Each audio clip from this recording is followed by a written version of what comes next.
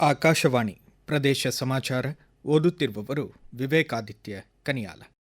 ರಾಜ್ಯ ಸರ್ಕಾರದ ಸ್ಪಷ್ಟ ನೀತಿಗಳು, ಸುಗಮ ಅನುಮೋದನೆಗಳು, ಕೌಶಲ್ಯ, ಮೂಲಸೌಕರ್ಯದಂತಹ ಪೂರಕ ವಾತಾವರಣ ಕರ್ನಾಟಕವನ್ನು ದೇಶದ ಅತ್ಯಂತ ವಿಶ್ವಾಸಾರ್ಹ ಹೂಡಿಕೆಯ ತಾಣವಾಗಿಸಿದೆ ಎಂದು ಮುಖ್ಯಮಂತ್ರಿ ಸಿದ್ದರಾಮಯ್ಯ ಹೇಳಿದರು. ಬೆಂಗಳೂರಿನಲ್ಲಿ ಆಯೋಜಿತ ತಂತ್ರಜ್ಞಾನ ಶೃಂಗಸಭೆ ಉದ್ಘಾಟನೆಯಲ್ಲಿ ಪಾಲ್ಗೊಂಡು ಅವರು ಮಾತನಾಡಿದರು. ಬಿಯಾಂಡ್ ಬೆಂಗಳೂರು ಮಿಷನ್ ರಾಜ್ಯದ ದ್ವಿತೀಯ ದರ್ಜೆ ನಗರಗಳಲ್ಲಿ ನಾವೀನ್ಯತೆ ವಲಯಗಳನ್ನು ಸ್ಥಾಪಿಸಿದೆ. ಆ ಮೂಲಕ ಡಿಜಿಟಲ್ ಯುಗದ ಪ್ರಯೋಜನಗಳು ಎಲ್ಲ ನಾಗರಿಕರಿಗೆ ತಲುಪುವಂತಾಗಿದೆ ಎಂದರು. ಇಂದು ಸ್ವಾತಂತ್ರ್ಯ ಹೋರಾಟಗಾರರಾದ ಝಾನ್ಸಿ ರಾಣಿ ಲಕ್ಷ್ಮೀಬಾಯಿ ಅವರ ಜನ್ಮದಿನ. ಝಾನ್ಸಿ ರಾಣಿ ಲಕ್ಷ್ಮೀಬಾಯಿ ಅವರ ಅಪ್ರತಿಮ ತ್ಯಾಗ, ಬಲಿದಾನವನ್ನು ಸ್ಮರಿಸಿರುವ ಮುಖ್ಯಮಂತ್ರಿ ಸಿದ್ದರಾಮಯ್ಯ, ಉಪಮುಖ್ಯಮಂತ್ರಿ ಡಿಕೆ ಶಿವಕುಮಾರ್ ಸೇರಿದಂತೆ ಗಣ್ಯರು ಗೌರವ ನಮನಗಳನ್ನು ಸಲ್ಲಿಸಿದ್ದಾರೆ. ದೇಶದ ಇತಿಹಾಸದಲ್ಲಿ ಝಾನ್ಸಿ ರಾಣಿ ಲಕ್ಷ್ಮೀಬಾಯಿ ಅವರ ಹೆಸರು ಅಜರಾಮರವಾಗಿದೆ.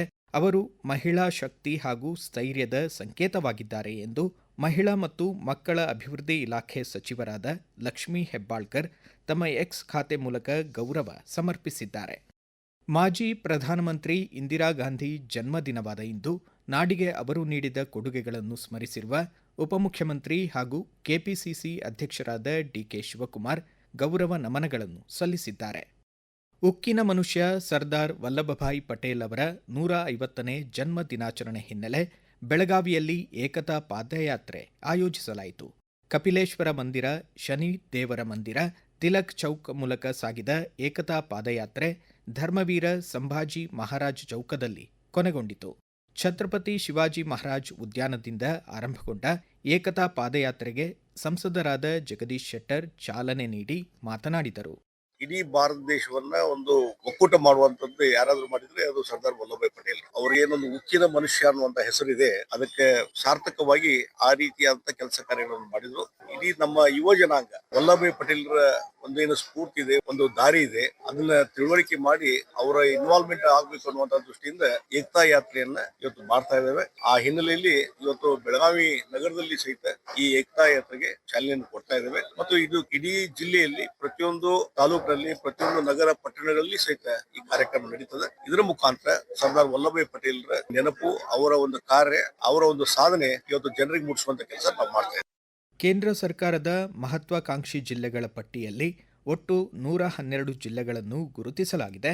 ಮಿಷನ್ ವಾತ್ಸಲ್ಯ ಯೋಜನೆಯಡಿ ಬಾಲಕಿಯರ ಬಾಲಮಂದಿರಗಳಲ್ಲಿ ಸೇರ್ಪಡೆಗೊಂಡಿರುವ ಮಕ್ಕಳಿಗೆ ಸೂಕ್ತ ಆರೈಕೆಯೊಂದಿಗೆ ವಾತ್ಸಲ್ಯವೂ ಸಿಗಬೇಕು ಎಂದು ಕೇಂದ್ರ ಸರ್ಕಾರದ ಮಹಿಳಾ ಮತ್ತು ಮಕ್ಕಳ ಅಭಿವೃದ್ಧಿ ಸಚಿವಾಲಯದ ಜಂಟಿ ಕಾರ್ಯದರ್ಶಿ ಪ್ರೀತಂ ಬಿ ಯಶವಂತ್ ಹೇಳಿದರು.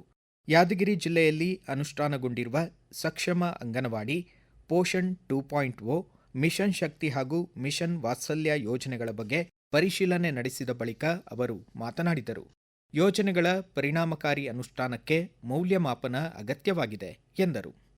ರಾಜ್ಯ ಸರ್ಕಾರವು ಬೆಂಬಲ ಬೆಲೆಯೊಂದಿಗೆ ಮೆಕ್ಕೆಜೋಳ ಖರೀದಿ ಕೇಂದ್ರಗಳನ್ನು ಆರಂಭಿಸಬೇಕು ಎಂದು ಆಗ್ರಹಿಸಿ ಕರ್ನಾಟಕ ರೈತ ಸೇನೆ ವತಿಯಿಂದ ಧಾರವಾಡ ಜಿಲ್ಲೆ ನವಲ್ಗುಂದ್ ತಹಸೀಲ್ದಾರ್ ಕಚೇರಿ ಶಿರಸ್ತೇದಾರ್ ಅವರಿಗೆ ಮನವಿ ಸಲ್ಲಿಸಲಾಗಿದೆ ಎಂದು ರೈತ ಸಂಘದ ಅಧ್ಯಕ್ಷ ಶಂಕರಪ್ಪ ಅಂಬಲಿ ಹೇಳಿದರು.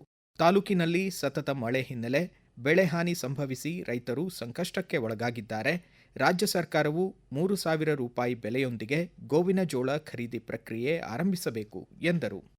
ಬಳ್ಳಾರಿ ನಗರದ ಡಿಎಆರ್ ಮೈದಾನದಲ್ಲಿ ಆಯೋಜಿತ 3 ದಿನಗಳ ಪೊಲೀಸ್ ವಾರ್ಷಿಕ ಕ್ರೀಡಾಕೂಟ 2025ಕ್ಕೆ ಅರಣ್ಯ ಇಲಾಖೆ ಉಪ ಸಂರಕ್ಷಣಾಧಿಕಾರಿ ಡಾ ಬಸವರಾಜ್ ಕೆಎನ್ ಚಾಲನೆ ನೀಡಿದರು. ಕ್ರೀಡಾಕೂಟದಲ್ಲಿ ಒಟ್ಟು 6 ತಂಡಗಳಲ್ಲಿ 200 ಜನ ಕ್ರೀಡಾಪಟುಗಳು ಪಾಲ್ಗೊಂಡಿದ್ದಾರೆ. ಅಪರಾಧಗಳನ್ನು ತಡೆಗಟ್ಟಲು ಪೊಲೀಸ್ ಇಲಾಖೆ ದಕ್ಷತೆಯಿಂದ ಕಾರ್ಯನಿರ್ವಹಿಸುತ್ತಿದೆ.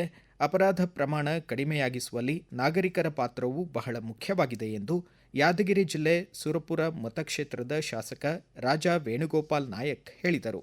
ಸುರಪುರ ತಾಲೂಕು ದೇವಪುರ ಗ್ರಾಮದಲ್ಲಿ ಸರ್ಕಾರದ ಮಹತ್ವಾಕಾಂಕ್ಷಿ ಯೋಜನೆ ಮನೆ ಮನೆಗೆ ಪೊಲೀಸ್ ಕಾರ್ಯಕ್ರಮದಲ್ಲಿ ಪಾಲ್ಗೊಂಡು ಅವರು ಮಾತನಾಡಿದರು. ಇಲ್ಲಿಗೆ ಪ್ರದೇಶ ಸಮಾಚಾರ ಮುಕ್ತಾಯವಾಯಿತು. ನಮ್ಮ ಮುಂದಿನ ರಾಷ್ಟ್ರೀಯ ವಾರ್ತಾ ಪ್ರಸಾರ ಮಧ್ಯಾಹ್ನ 1:10 ನಿಮಿಷಕ್ಕೆ.